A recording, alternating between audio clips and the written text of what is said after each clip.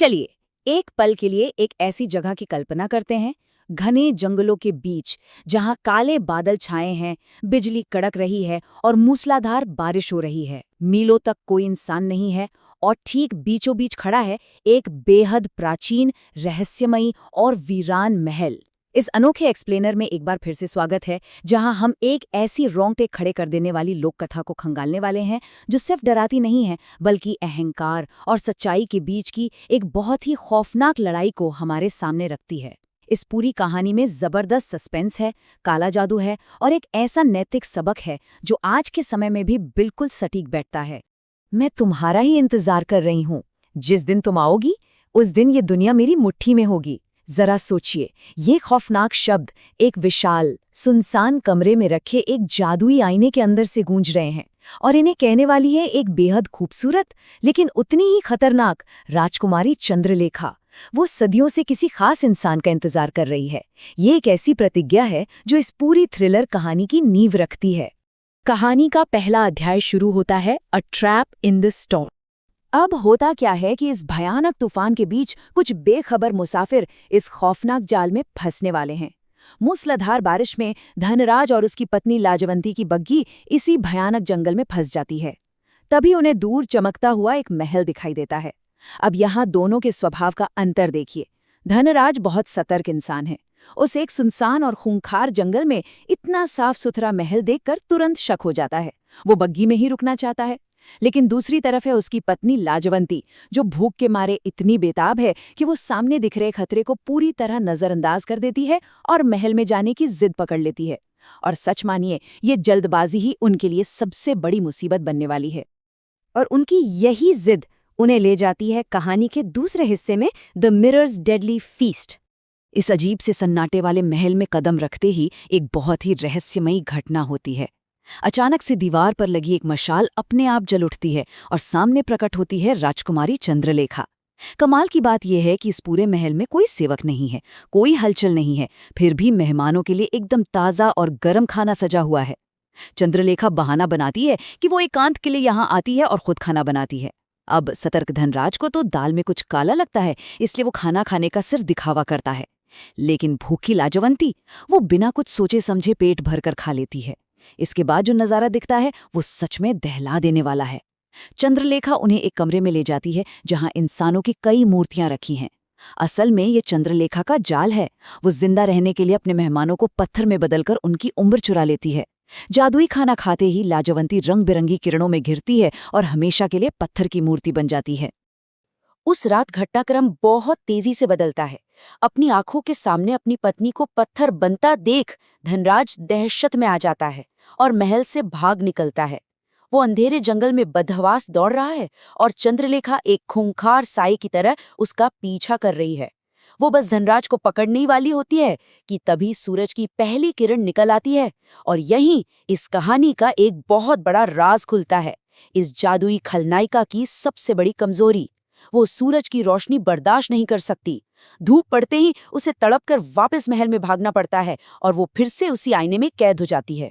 यहाँ से कहानी एक अलग ही दिशा में मुड़ती है, द डोपेलगैंगर मिस्ट्री।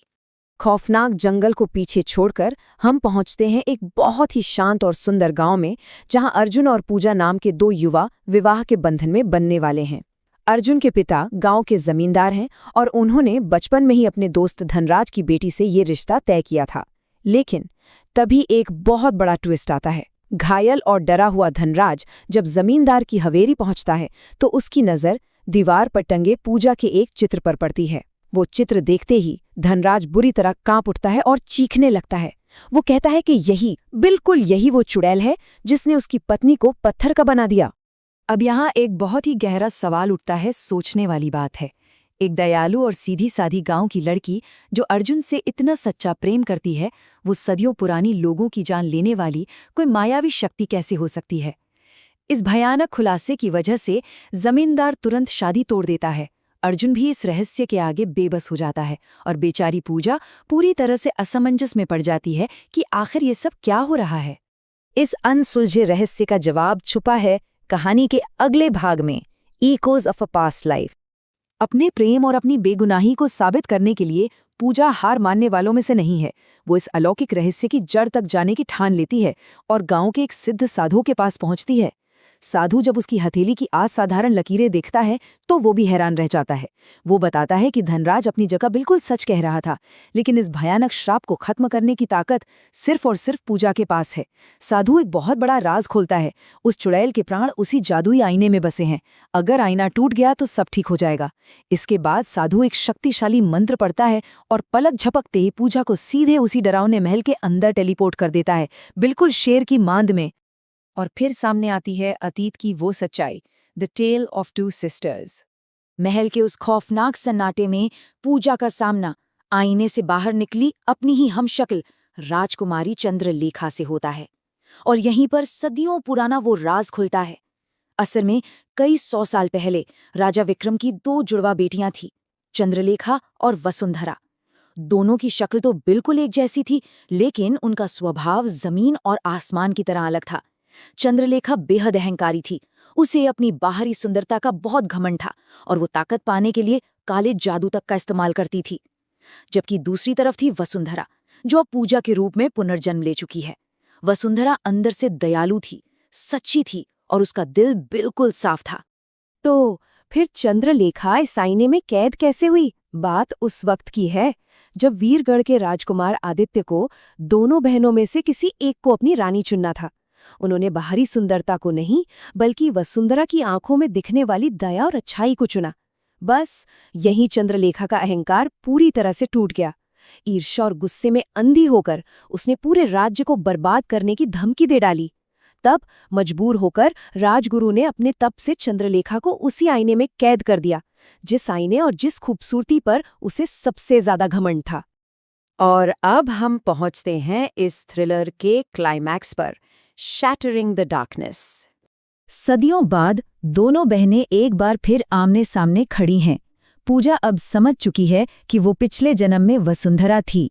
वो पूरे आत्मविश्वास के साथ चंद्रलेखा की उस ईर्ष्या और नफरत को खारिज कर देती है। बौखलाई हुई चंद्रलेखा पूजा को भी अपनी काली शक्तियों से पत्थर का बनाने की कोशिश करती है, लेकिन पूजा फुर्ती से जमीन से एक पत्थर उठाती है और सीधा उस जादुई आईने पर दे मारती है। कांच के टुकड़े टुकड़े हो जाते हैं और चंद्रलेखा दर्द से तड़पने लगती है। ध्यान दीजिए, ये सिर्फ एक आईने का टूटना नहीं है, ये सच्चाई, हिम्मत और आंतरिक गुणों की एक बहुत बड़ी जीत है उस दिखावे और अहंकार पर जो सदियों से पनप रहा था। आईना टूटते ही वो सदियों पुराना अंधकार एक झटके में खत्म हो जाता है। चंद्रलेखा और उसका काला जादू हमेशा के लिए मिट जाते हैं। लाजवंती और वो तमाम बेगुनाह लोग जो पत्थर बन चुके थे, वो वापस अपने असली इंसानी रूप में लौट आते हैं। धनराज को उसकी पत्नी सुरक्षित मिल जाती है और सबसे सुकून वाली बात यह है कि अर्जुन और पूजा के विवाह पर लगा हुआ वो मनहूस ग्रहण भी पूरी तरह से हट जाता है। सत्य और साहस ने मिलकर उस घमंड को जड़ से उखाड़ फेंका। कहानी के इस शानदार अंत पर ये प्राचीन लोक कथा हम सबके लिए एक बहुत ही गहरा और जरूरी विचार छोड़ जाती है। चंद्रलेखा अपनी बाहरी सुंदरता और अहंकार के आईने में हमेशा के लिए कैद होकर रह गई थी। तो आज की इस भाग दौड़ भरी और दिखावे वाली दुनिया में हमें ये सोचना चाहिए कि हम स्वयं किन किन आईनों में खुद को कैद कर रहे हैं। क्या हम अपने असली आंतरिक गुणों की कद्र कर रहे हैं या महज बाहरी आकर्षण के उस जाल में उलझे हुए हैं जो अंत में सिर्फ खोखलापन देता है? इस सवाल पर जरूर विचार कीजिएगा। इस ज्ञानवर्धक और रहस्य से भरे एक्सप्लेनर के सफर में साथ जुड़ने के लिए बहुत बहुत धन्यवाद।